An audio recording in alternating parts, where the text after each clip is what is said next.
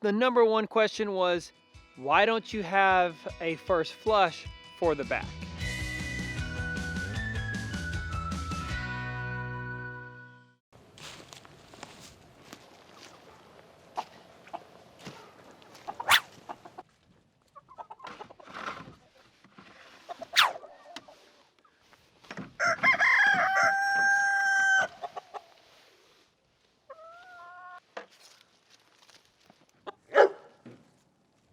Oh, 5 eggs today, that's not too bad.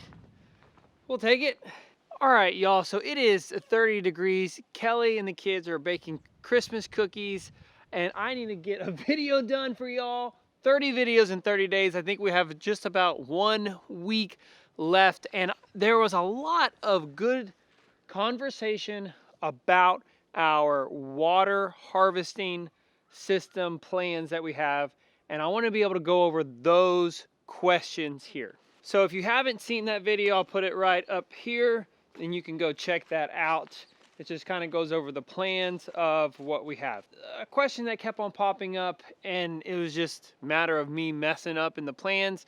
I did the graphics for this as I was editing. I didn't really do a whole lot of planning as much as I did in the front one because it just made sense to do the dry system here in the back. But the number one question was, why don't you have a first flush for the back? And yes, that's what we will have, is we will have a first flush system that comes, so the gutters will come here and it's gonna drop down, first flush, and then the overflow after the first flush fills up will go straight to the tank. So totally, that is the main question that everybody had was, why are you not doing a first flush? I just messed up and I didn't say it, didn't put it in the graphics. We certainly will have a first flush.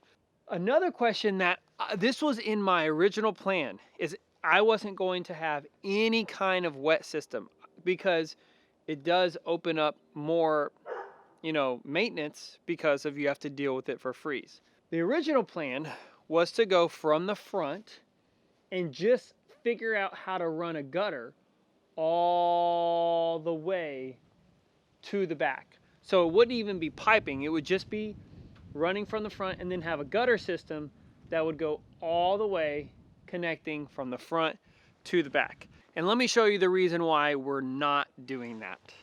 All right, so here is the main reason why. It's because of our mini split system and all the connectors here.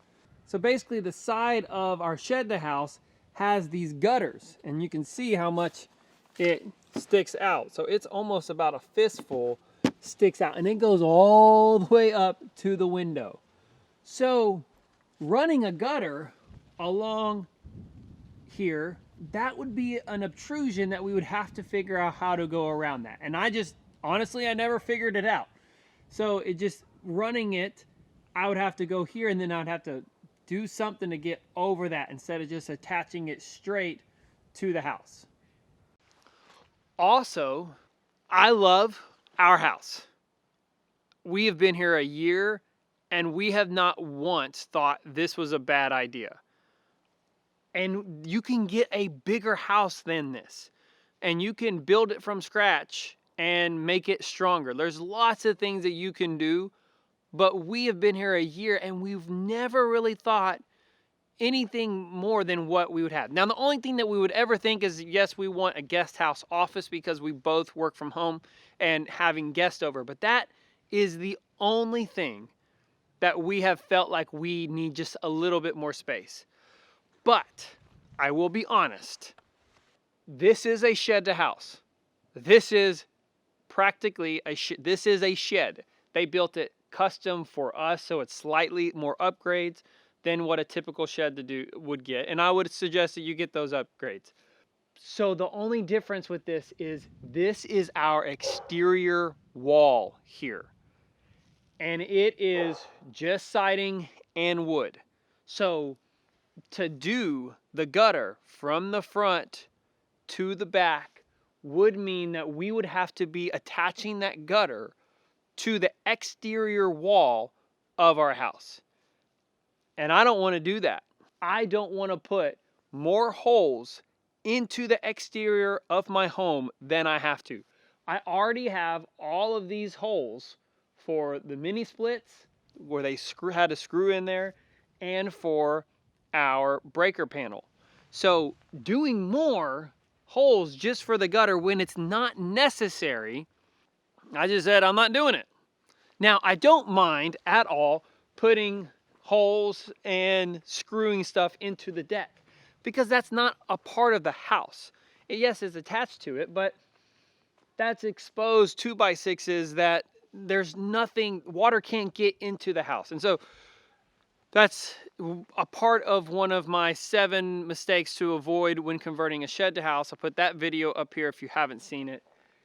Is with this type of house, you want to limit any kind of moisture or water getting into your house. You want to do that with any kind of home, but especially for a tiny house, because in a tiny house, moisture really is your enemy. You have to manage moisture and your humidity inside a small space. So that's the reason why we're doing the wet system, coming from here, going down, then going under the house, and then it'll come up and there will be water there, and we'll just drain it in times of freezing, which is not a lot. We don't freeze here. So it's just like maybe at night it freezes, or maybe it freezes for 24 hours. We don't even need to dig under the ground. We don't need to go below any kind of frost line because we'll just drain it and then it's done. Water can't freeze if there's nothing in it. That's the plan. That's the follow-up. It's those 2 things. If you have any other questions in terms of our rainwater harvesting, please let me know. I've sent out my plans to an expert for our design before we purchase everything, and I hopefully should be able to get our seamless gutters installed this week. Lots of cool stuff. Got to get inside because I cannot feel my hands. They're numb. This is Texas, y'all. We don't do cold. It's chilly for us because I don't own gloves. That's the deal. In the South, it's not worth it to buy gloves. In the North, it's not worth it for you to get AC. We spend all of our money on air conditioning and we can't afford the money to buy gloves. We don't have all the cool snow gear that you Northerners have. Y'all got some cool stuff and I want it.